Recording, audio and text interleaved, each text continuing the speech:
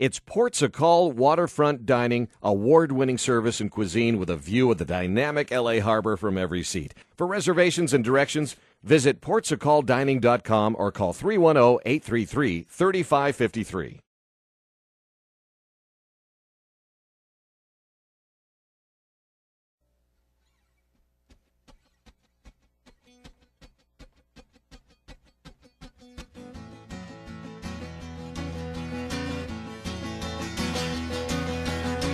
Setting up, getting ready for a gig in a bookstore out of town.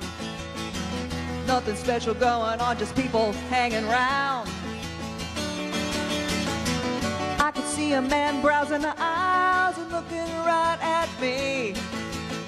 What's he looking at? Hey, wait, could that be? Was that George Strait? What the hell is he doing here? He should be out with friends having a beer. Was that George Strait? Was that George Strait? A flannel shirt and his hair slicked back. He wasn't wearing any cowboy hat. Or was that George Strait? I don't know. Started walking toward the cafe and then he turned and walked over to me. Uh-oh. I was tuning my guitar to the key of D, yeah. He asked me what kind of music did I play, and I said, good. And then I felt like a smartass, or misunderstood. Was that George Strait? What the hell is he doing here? He should be out with friends having a beer. Was that George Strait? Was that George Strait?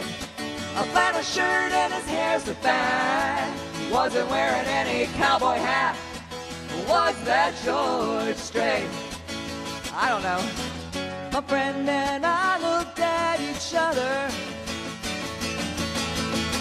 He looked familiar, but just didn't know. Hey, could he be what's-her-name's brother? Maybe. And is his name something like Hank or Mel or Johnny or Joe? No! Was that George Strait? What the hell is he doing here? He should be out with friends having a beer. Was that George Strait? Was that George Strait? A flannel shirt and his hair slicked back. He wasn't wearing any cowboy hat. Or was that George Strait? I don't know. Was that George Strait? What the hell is he doing here? He should be out with friends having a beer. Or was that George Strait? Was that George Strait? He wasn't wearing any cowboy hat. I know. Can you imagine that? Or was that George Strait? Was that George Strait? Could that have been George Strait?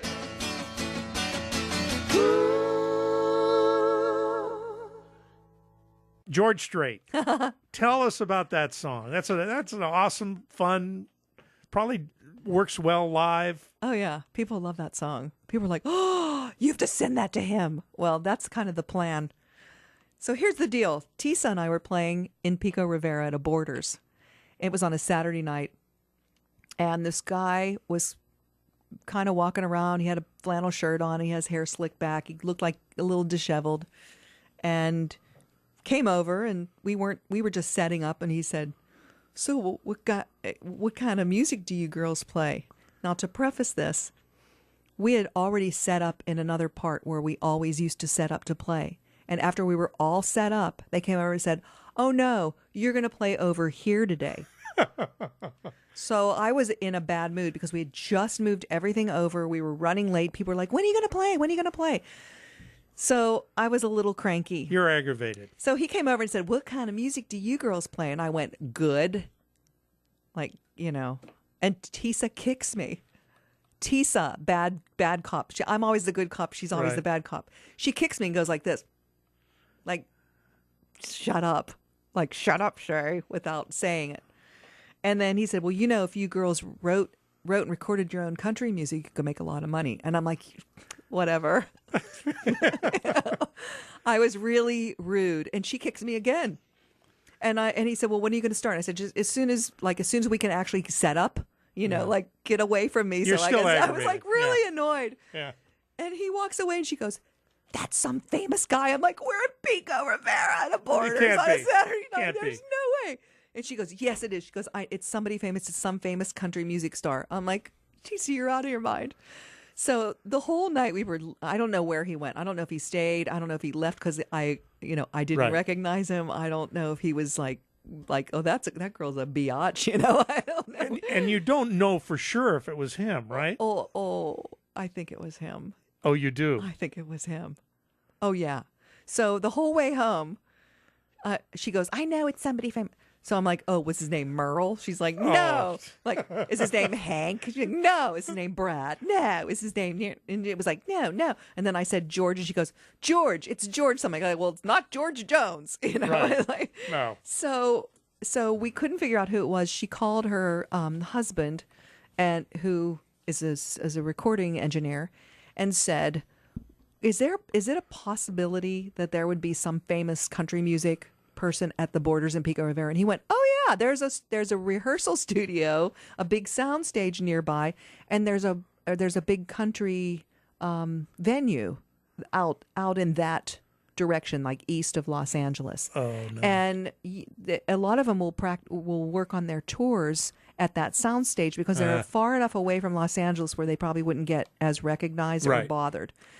So I'm like, oh shit, Yeah, exactly. So I went home and I did a search on Google for country music stars, and there he was all over the image search. I was like, oh my gosh. Well, had he had a cowboy hat on, I may have thought, okay, well maybe that is somebody famous. Yeah, because George Strait, normally you never see. Well, that's the lyric too. Right. He wasn't wearing any cowboy hat. Can you imagine that? If nothing else, you got a great song out of it, right? Yeah. Well, you got to get that to him somehow. With an apology letter Yeah. and some chocolate or something.